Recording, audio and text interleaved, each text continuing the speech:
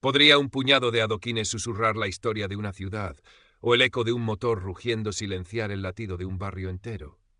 En Sevilla, donde el sol besaba con la misma intensidad los muros centenarios de la Giralda y los grafitis efímeros de sus arrabales, Isabela Isa Montoya creía firmemente en lo primero. A sus 38 años, la arquitecta sevillana, fundadora del prestigioso estudio Urbe Viva, acababa de presentar ante un ayuntamiento expectante su proyecto estrella, la revitalización integral del Tesoro de Triana, un rincón histórico del famoso barrio, olvidado por el tiempo, pero preñado de un alma que Isa se había propuesto rescatar. Su visión no era de cemento y acero, sino de respeto, comunidad y sostenibilidad, un sueño tejido con la luz dorada del atardecer sobre el Guadalquivir. Mientras Isa defendía con pasión cada detalle de su plan, el aire de otros rincones de Triana vibraba con una melodía distinta, más áspera y amenazante. Damián el Toro Rocha, líder de los Jinetes de Hierro, una banda de motoristas de alta cilindrada cuyas actividades flirteaban peligrosamente con la ilegalidad, también tenía planes para el tesoro. El antiguo mercado de abastos, un edificio con carácter pero en estado de semi-abandono, era su objetivo. La sede perfecta para sus reuniones, el epicentro de sus carreras clandestinas que cortaban la respiración y la paciencia de los vecinos. Sus motos, cromadas y ruidosas, eran extensiones de su ego, símbolos de un poder que no entendía de licencias ni de patrimonio. Isa salió del ayuntamiento con una sonrisa contenida. Su proyecto había recibido la aprobación inicial, aunque un concejal de mirada huidiza, Armando Valdivia, le había deslizado una advertencia críptica sobre ciertos intereses locales que convenía no perturbar. El primer aviso no tardó en llegar. Una mañana, durante una jornada de limpieza comunitaria organizada por Isa en la plaza del Altozano, aledaña al mercado, el rugido de una docena de motos desgarró la armonía. Los jinetes de hierro, con el toro al frente, irrumpieron con prepotencia. Damián, un hombretón de 40 años, con el cuello y los brazos cubiertos de tatuajes que se adivinaban bajo su chaleco de cuero, una cicatriz cruzándole la mejilla, descendió de su máquina imponente. Sus gafas de sol oscuras no ocultaban la dureza de su mirada. Bonita fiesta, arquitecta, su voz era grave, con un deje de burla. Pero este sitio, señaló el mercado con un gesto de la barbilla, necesita otro tipo de progreso, algo con más cojones. Isa sintió una punzada de ira, pero su rostro permaneció sereno. Sus ojos, de un marrón intenso, sostuvieron la mirada del toro sin pestañear. Recordó brevemente una pequeña cicatriz casi invisible sobre su ceja izquierda, recuerdo de una caída escalando en su juventud, una aventura que le había enseñado a no retroceder ante el vértigo. El progreso que necesita Triana, señor Rocha, es el que respeta su historia y a su gente, no el que la intimida. El toro soltó una carcajada. La historia no llena estómagos, guapa, y la gente de aquí sabe quién manda. Dio media vuelta y con una señal, sus hombres volvieron a arrancar los motores, dejando tras de sí un rastro de humo y miedo entre los vecinos. Isa, lejos de amilanarse, sintió como una vieja determinación se encendía en su interior. No era la primera vez que se enfrentaba a la prepotencia. En su juventud, antes de que Urbe Viva fuera una realidad, había existido Sombra Urbana, una grafitera anónima cuyas intervenciones artísticas, siempre elegantes y cargadas de mensaje, habían denunciado pequeñas injusticias en los muros de Sevilla. Nadie conocía esa faceta suya, pero la astucia y el conocimiento de la calle aprendidos entonces no se habían desvanecido. Decidió que no cedería. El primer paso fue contactar a Javier Javi Cárdenas, un joven periodista del Diario de Sevilla, conocido por sus reportajes incisivos sobre corrupción menor y tribus urbanas. Javi al principio se mostró escéptico. Isa, el toro no es un cualquiera. Tiene contactos, mueve dinero. Es peligroso. Lo sé, Javi, pero si nadie hace nada, barrios como el Tesoro de Triana desaparecerán, devorados por gente así. Necesito tu ayuda para sacar a la luz lo que están haciendo. La convicción en la voz de Isa, la claridad de su mirada, terminaron por convencer al periodista. Tenía olfato para las historias importantes, y esta olía a pólvora y a justicia pendiente. Comenzaron a tirar del hilo. Isa, desde su despacho acristalado con vistas al río, se sumergió en un mar de planos catastrales, normativas urbanísticas, leyes de protección del patrimonio histórico-artístico andaluz y expedientes municipales. Su mente analítica diseccionaba cada documento, buscando fisuras, inconsistencias. Recordaba cómo, de adolescente, Sombra Urbana estudiaba los recorridos de los vigilantes y las texturas de los muros antes de cada intervención. Ahora, los muros eran códigos legales y los vigilantes, la burocracia corrupta. Su equipo en Urbe Viva, 2 jóvenes arquitectos y una aparejadora leales y competentes, la apoyaban analizando datos y preparando informes. Mientras tanto, Javi se movía por los bajos fondos. Entrevistó, bajo promesa de anonimato, a comerciantes de Triana extorsionados por los jinetes, a antiguos miembros de la banda Desencantados, a vecinos aterrados. Grabadora en mano, su móvil siempre listo, recopilaba testimonios, seguía el rastro del dinero sucio que el Toro blanqueaba a través de talleres de motos y bares de copas de dudosa reputación. Descubrió que el mercado de abastos era solo la punta del iceberg. Rocha planeaba organizar una gran carrera ilegal, la Ruta del Califato, que atravesaría Andalucía con final en Sevilla, atrayendo apuestas millonarias y consolidando su poder en el submundo del motor. El Toro, al ver que Isa no solo no retrocedía, sino que además un periodista empezaba a husmear, intensificó su campaña de intimidación. Las carreras nocturnas por las estrechas calles del Tesoro de Triana se hicieron más frecuentes, el rugido de los motores una constante amenaza sonora. Aparecieron pintadas insultantes en la fachada del estudio de Isa. Algunos comerciantes que la habían apoyado públicamente sufrieron pequeños accidentes en sus negocios. En las redes sociales, perfiles falsos comenzaron una campaña de desprestigio, acusando a Isa de elitista, de querer gentrificar el barrio y expulsar a sus habitantes de toda la vida. El Toro sabía cómo jugar sucio. Paralelamente intentaba acelerar los permisos para el mercado a través de su contacto en el ayuntamiento, el concejal Armando Valdivia. Valdivia, un hombre de sonrisa fácil y traje impecable, era la cara amable de la corrupción. Recibía generosos donativos de Rocha a cambio de facilitar sus negocios y mirar hacia otro lado. Isa y Javi no se detuvieron. La arquitecta, utilizando su conocimiento enciclopédico de la normativa, presentó una batería de alegaciones técnicas impecables contra la solicitud de licencia de obras del mercado, señalando incumplimientos flagrantes de la Ley de Patrimonio y de Seguridad Estructural.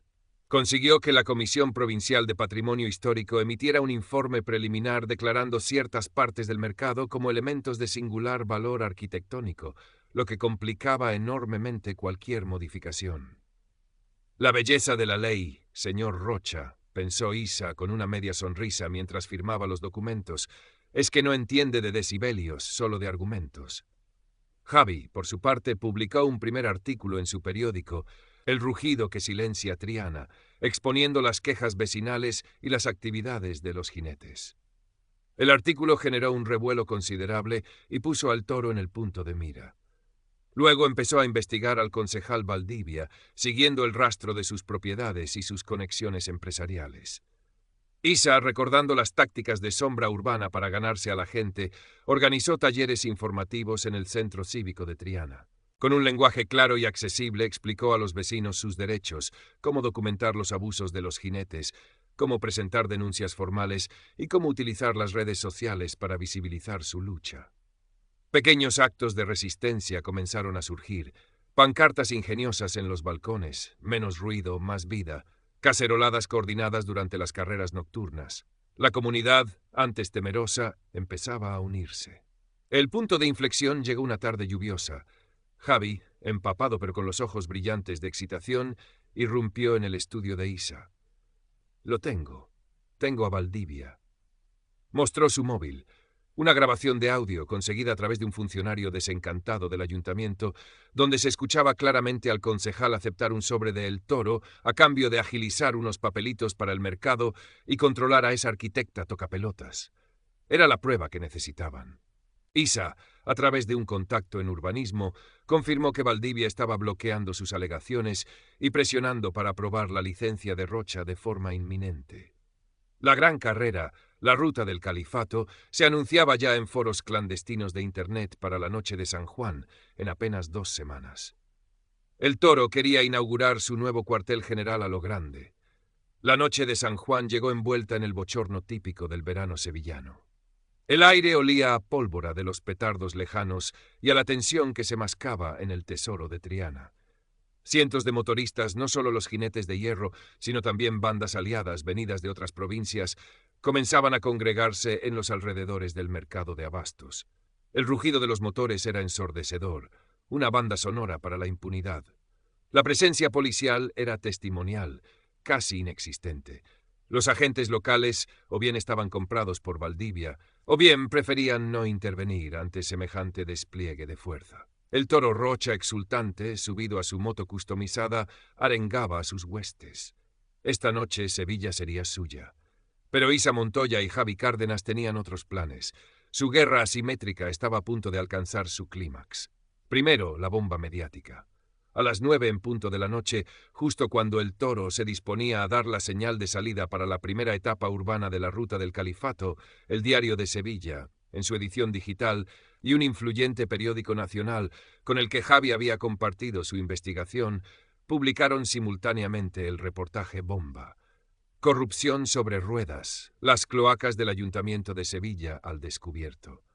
El artículo incluía la transcripción de la grabación de Valdivia, documentos que probaban transferencias de dinero a empresas pantalla del concejal y testimonios anónimos detallando la red de extorsión de los jinetes.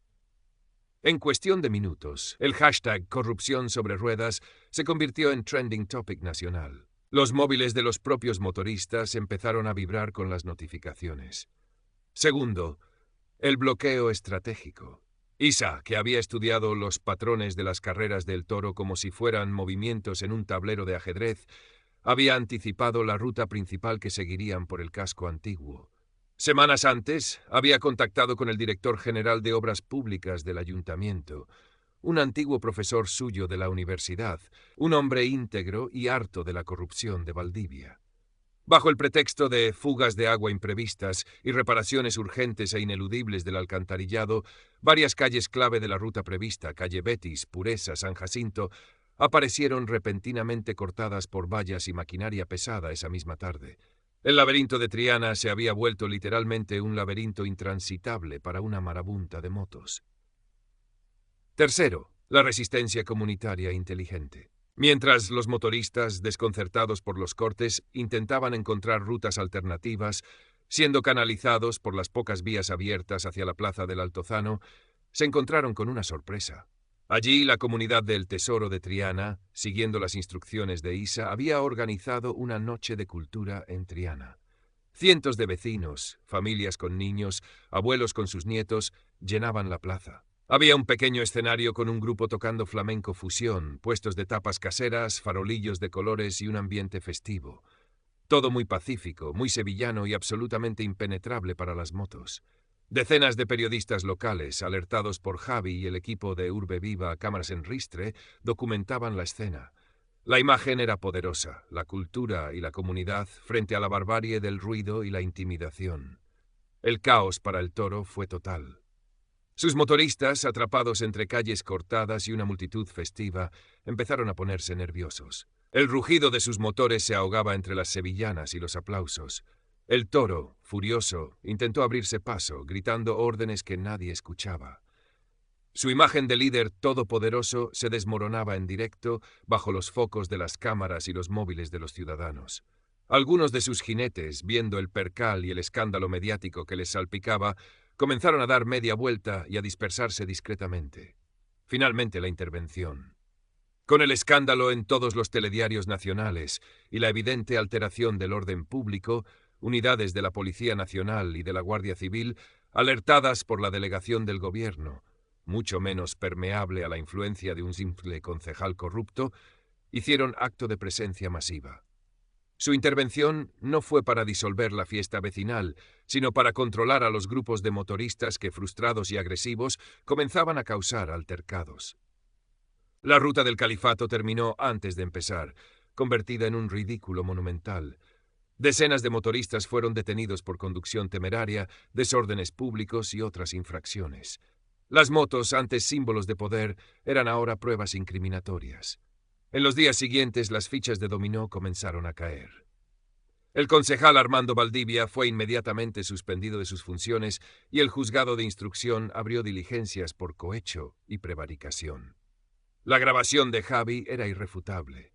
La pequeña red de corrupción que lo sostenía en el ayuntamiento se tambaleó, y otros nombres empezaron a salir a la luz. Damián el Toro Rocha logró escabullirse en la confusión de aquella noche, pero su imperio de miedo se había venido abajo. Sin su protector político, con su banda desarticulada y perseguido por la justicia, esta vez, de verdad, fue finalmente capturado un par de semanas después en un pueblo de la costa de Huelva, cuando intentaba huir del país en una lancha. Sin su protector político, con su banda desarticulada y perseguido por la justicia, esta vez, de verdad, fue finalmente capturado un par de semanas después en un pueblo de la costa de Huelva, cuando intentaba huir del país en una Siunf. El proyecto de revitalización del Tesoro de Triana siguió adelante, con más apoyo popular e institucional que nunca. Parte de los fondos para su ejecución incluso provinieron de bienes incautados a la